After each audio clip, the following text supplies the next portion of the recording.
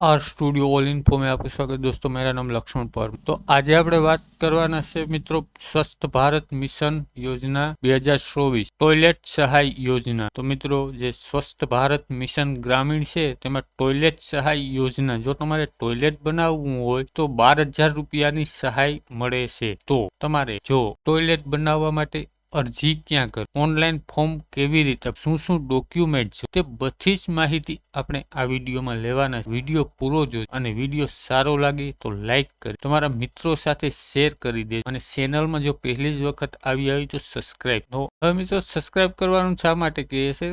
Free છે અને આવી કોઈ પણ યોજનાઓ આવે છે તેની અપડેટ 5 થી 10 દિવસ પહેલા ચેનલ ઉપર અમે અપલોડ કરી દઈએ। પછી કોઈ પણ હમણાં બે યોજનાઓ આવેલી હતી, એક છે માનવ ગરિમા યોજના અને એક હતી ફ્રી રાજદાન યોજના। હવે આ યોજનાનો લાભ જે મિત્રોને મળે, બાકીના મિત્રો કોલ કરે છે કે ભાઈ તમે તો કહેતા જ નથી, પણ જો તમે ચેનલ સબસ્ક્રાઇબ કરેલું હોય તો જ તમને નોટિફિકેશન મળે ને। એક માણસને કોલ કરવા તો કે ભાઈ આ યોજના આવી છે, આ યોજના આવી છે, આ યોજના આવી છે, તો જો તમે ચેનલ સબસ્ક્રાઇબ કરેલું હે તો જ તમને નોટિફિકેશન મળશે। તેવા માટે પછી પાછળથી કોલ કરો તે પહેલા તમે ચેનલ સબસ્ક્રાઇબ કરી ઓકે મિત્રો, અને જે પણ નોટિફિકેશન હવે પહેલા તમને મળશે કોઈ પણ યોજના। તો આગળ જોઈએ આપણે। તો મિત્રો તમારે કોમ્પ્યુટર અથવા મોબાઈલમાંથી કોઈ પણ એક બ્રાઉઝર ઓપન કરી લેવાનું છે। આપણે ક્રોમ બ્રાઉઝર ઓપન કરી લઈએ, ત્યાં તમારે સર્ચ કરાવવાનું છે સ્વસ્થ ભારત ગ્રામીણ। ઓકે મિત્રો, અહીંયા નીચે જોજો લખેલું છે સ્વસ્થ ભારત મિશન ગ્રામીણ। ઓકે, તેના ઉપર આપણે વેબસાઇટ ઉપર ક્લિક કરી દઈએ। જેવું તમે વેબસાઇટ ઉપર ક્લિક કરશો મિત્રો તો તમારે આ રીતની સાઇટ ખુલી જશે। ત્યાં તમે અહીંયા નીચે જોઈ જો આ રજીસ્ટ્રેશન લખેલું છે ને ત્યાં તમારે આપણે ક્લિક કરી દેવાનું છે। ઓકે મિત્રો, સ્વસ્થ ભારત મિશન આ એક વેબસાઇટ યાદ રાખજો મિત્રો, ઉપરથી તમને દેખાડી દઉં 1, 2 અને 3 નંબરની છે। ઓકે, એના ઉપર આપણે ક્લિક કરી જેવું તમે ક્લિક કરશો મિત્રો તો પહેલી વાર તમે અહીંયા વેબસાઇટ ઉપર વિઝિટ કરતા હશે તો તમારે અહીંથી લોગિન કરી લેવાનું છે। તો લોગિન કરવા માટે તમારે અહીંયા મોબાઈલ નંબર નાખી દેવાનો અને ગેટ ઓટીપી ઉપર ક્લિક કરશો એટલે જે મોબાઈલ નંબર નાખ્યો છે એના ઉપર એક મેસેજ આવશે, તે મેસેજ તમારે અહીંયા ફિલ કરી દેવાનો છે। ઓકે મિત્રો, ત્યાર પછી આપણે રજીસ્ટ્રેશન કરવાનું છે। ઓકે મિત્રો, તો રજીસ્ટ્રેશન કરવા માટે અહીંયા આપણે સિટીઝન રજીસ્ટ્રેશન અથવા તમે જો ગુજરાતી કરવા માંગતા હોય તો અહીંયા ક્લિક કરી અને ગુજરાતી કરી શકો છો, નાગરિક નોંધણી। ઓકે મિત્રો, તેના ઉપર તમે ક્લિક કરી। ઓકે મિત્રો, ક્લિક કર્યા બાદ હવે પાછું તમારે અહીંયા મોબાઈલ નંબર નાખી દેવાનો છે સાઇન ઇન કરવા માટે। તો આપણે મોબાઈલ નંબર ફિલ કરી દઈએ, પછી અહીંયા ગેટ ઓટીપી ઉપર તમારે ક્લિક કરી દેવાનું છે। જેવું મિત્રો તમે ગેટ ઓટીપી ઉપર ક્લિક કરશો તમારા મોબાઈલમાં એક મેસેજ જશે। તો આપણે મેસેજ મળી ગયો છે, જોઈ લઈએ। આપણે આ ઓટીપી આવી ગયો છે તે ઓટીપી ફિલ કરી દઈએ। ઓટીપી નાખી મિત્રો અને અહીંયા નીચે તમારે આ જે ઉપર કેપ્ચા કોડ દેખાય ને એ કેપ્ચા કોડ ભરી દેવાના છે। કેપ્ચા કોડ ભરી મિત્રો અને સાઇન ઇન ઉપર તમારે ક્લિક કરી દેવાનું છે। જેવું તમે સાઇન ઇન ઉપર ક્લિક કરશો મિત્રો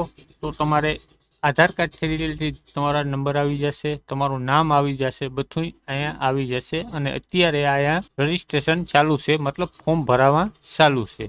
ઓકે મિત્રો, અને આ ક્રાઇટેરિયા છે, તમારે વાંચવા હોય તો નિરાતે વાંચી શકો છો। ઓકે મિત્રો, પછી તમારે અહીંયા સાઈડમાં જો અહીંયા લખેલું છે ને નવું એપ્લિકેશન, ત્યાં તમારે ક્લિક કરી દેવાનું છે। ન્યૂ એપ્લિકેશન લખેલું છે ને અહીંયા ત્યાં ક્લિક કરી દેવાનું છે, તો આપણે ક્લિક કરી દઈએ। ન્યૂ એપ્લિકેશન ઉપર ક્લિક કરશો એટલે ક્રાઇટેરિયા પાછા આવશે મિત્રો, તમારે આ પાછા વાંચવા હોય તો વાંચી શકો છો અને નિરાતે વાંચી અને ગમે ત્યાં ક્લિક કરી દેશો એટલે ભાઈ। ઓકે મિત્રો, હવે આપણે તમારે જો ગુજરાતીમાં કરવું હોય તો અહીંયા ઉપર જોજો, અહીંયા ટ્રાન્સલેટનો એક ઓપ્શન છે, ત્યાં તમે ક્લિક કરશો એટલે ઇંગ્લિશ છે, ગુજરાતી કરવું હોય તો આપણે અહીંયાથી ગુજરાતી કરીએ। જેવું તમે ગુજરાતી કરશો, જો સમજવામાં ઇંગ્લિશમાં તકલીફ થતી હોય તો ગુજરાતી આપણે કરી શકીએ અને ગુજરાતીમાં આપણે। ઓકે મિત્રો, તો અહીંયા આપણું આખું ફોર્મ આવી ગયું છે, આ ફોર્મ આપણે ભરવાનું છે। ઓકે મિત્રો, અહીંયા જોયો અહીંયા લખેલું છે અરજી ફોર્મ। ઓકે મિત્રો, તો અને અહીંયા જે આ રેડ ફૂદડી છે ને જ્યાં જ્યાં તે જ આપણે ભરવાની છે, જ્યાં રેડ ફૂદડી નથી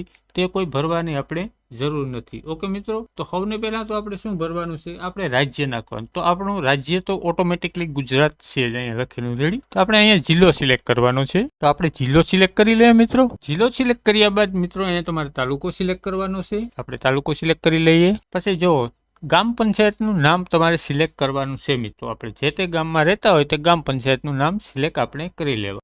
અહીંયાથી મિત્રો જો લખેલું છે ગામનું નામ, ઓકે મિત્રો, અહીંયાથી આપણે ગામનું નામ સિલેક્ટ કરી લેવાનું। ગામનું નામ સિલેક્ટ કરશો એટલે અહીં બાય ડિફોલ્ટ આવી જશે તમારે પાછું ઇંગ્લિશમાં ત્યાં સિલેક્ટ કરી અને રાખી દેવાનું. ઓકે મિત્રો, હવે અહીંયા તમારે ફોર્મ ભરવાનું છે. તો જે તે વ્યક્તિનું તમે ફોર્મ ભરતા હોય તેનું આધાર કાર્ડમાં જે નામ હોય તે નામ તમારે અહીંયા લખી નાખવાનું. કોઈ પણ સપોઝ તમારા આધાર કાર્ડમાં નામ હોય તે નામ અહીંયા તમારે લખી નાખવાનું છે. ઓકે મિત્રો, અને અહીંયા તમારે આધાર નંબર ફિલ કરી દેવાના છે. અહીંયા નામ લખી અને અહીંયા આધાર નંબર ફિલ કરી દેવાના છે. ઓકે મિત્રો, પછી આ તમારે વાંચી લેવાનું છે નિરાંતના આખું. હવે મિત્રો તમારે અહીંયા એગ્રી ઉપર ક્લિક કરી હું સહમત છું તે પ્રમાણે, અને અહીંયા તમારે વેરિફિકેશન ઉપર તમારે ક્લિક કરી દેવાનું છે. અહીંયા આધાર નંબર ચકાસો તે લખેલું છે આપણે ગુજરાતીમાં.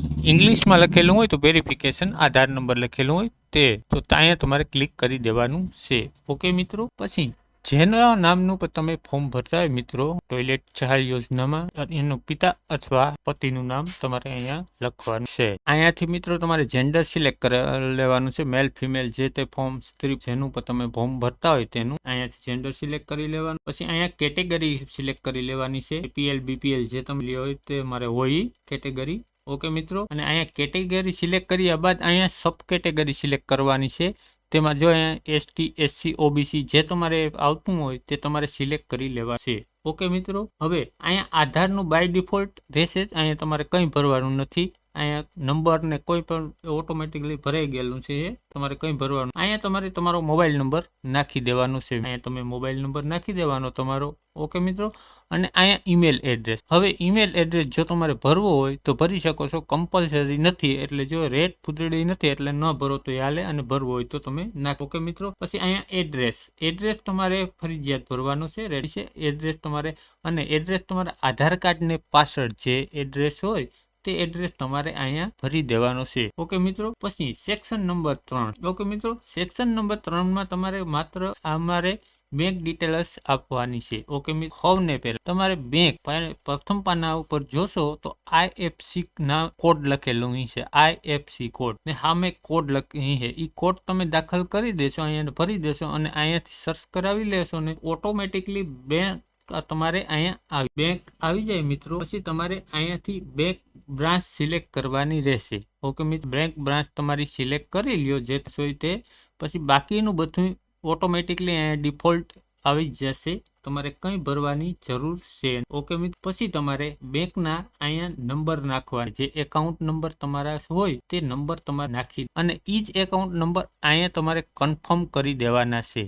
ઓકે મિત્રો, હવે અહીંયા એકાઉન્ટ નંબર નાખી અહીંયા કન્ફર્મ કરી અને તમારી બેંક પાસબુક હોય પ્રથમ પાનાનો જેનો ફોટો હોય તમારો મોબાઈલ ફોટો પાડી અને તેને તમારે અહીંયાથી અપલોડ કરી લે. અહીંયા ક્લિક કરી અને તમારે ફોટો અપલોડ કરી. હવે તમારે કઈ ફોર્મેટ ઉપર અપલોડ, ઓકે PDF, ઓકે જેપીઈ, પછી જેપીજી અને PNG, આ 4 ફોર્મેટ ઉપર તમે અપલોડ કરી શકો છો. ઓકે મિત્રો, પણ એક યાદ રાખવાનું મિત્રો તમારે કે જે પણ ફોટો તમે અપલોડ કરો તે 200 KB સુધીનો હોવો જોઈએ, અને 200 KB થી નીચે, એથી ઉપર હે તો ફોટો તમારો અપલોડ થશે. ઓકે મિત્રો, ફોટો અપલોડ કરી અને અહીંયા એપ્લાય ઉપર તમારે ક્લિક કરી દેવાનું રહેશે. જેવું તમે એપ્લાય ઉપર ક્લિક કરશો એટલે તમને એક મેસેજમાં તમને નંબર આપી દેવામાં આવશે. એપ્લિકેશન નંબર તમને આપવામાં આવશે. તે એપ્લિકેશન નંબર તમારે તમારી પાસે રાખવાનો છે. ઓકે મિત્રો, પછી એપ્લિકેશન નંબર ઉપરથી તમે ચેક કરી શકશો કે તમારી અરજી ક્યાં પહોંચી છે, પાસ થઈ છે નથી થઈ,